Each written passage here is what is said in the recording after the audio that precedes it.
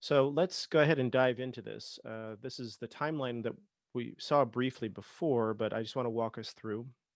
1931 is going to be a very important moment in this transition from informal to formal empire, and this will be when Japan seizes the Japanese military, more or less uh, presents a fait accompli, a done deal to the Japanese civilian government in its seizure of northeast China, and this as a an act of occupation, and will go on to not only occupy that region, but also more or less more or less develop or experiment with a very different form of empire building that will differ from what Japan had done following the First Sino-Japanese War. In the First Sino-Japanese War, 1894-95, after that war, Japan took colonies, so Taiwan, and then of course it took more colonies that foreign powers forced it to return.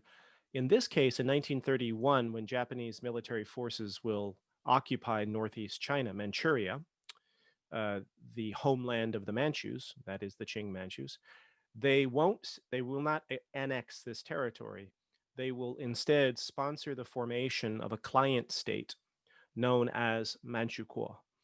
And this literally in Japanese means the land of the Manchus. Manchukuo. Kuo means guo, uh, country, equivalent of guo in Chinese.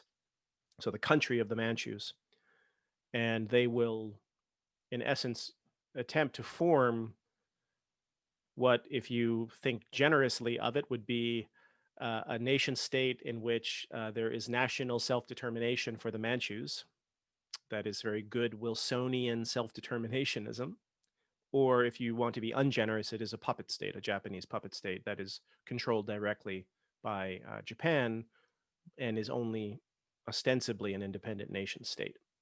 So that's 1931 and 32. 1932, the Shanghai Incident. We're not going to delve into this too deeply, except to point out that although the formal date that we understand the beginning of the war in Asia, that we sort of pin it to, is 1937, summer of 1937. But there's a good reason to really think of this war as beginning in 1931 and 32, because not only do Japanese military forces invade and occupy northeast China, but in basically in response to uprising of anti-Japanese sentiment and popular Chinese nationalist movements in Shanghai, Japan will undertake perhaps the first modern day aerial bombardment of a city in modern history, and this is the Japanese aerial bombardment of Shanghai, more or less as a punitive measure. There was no plan to invade and take Shanghai, but this was a very serious and very aggressive act. And so then the Xi'an incident, 1936, is going to be a pivotal moment because it's going to set the stage for a new political alliance, once again between the Chinese nationalists under Chiang Kai shek and the Chinese communists. So if you're thinking to yourself, wait a minute, we just talked about how Chiang Kai shek ruthlessly attempted to mass murder all suspected communists through the extermination campaigns. How is it that Chiang Kai shek would agree to a new alliance with Japan? What was he, kidnapped or something? And the answer is yes, he was kidnapped.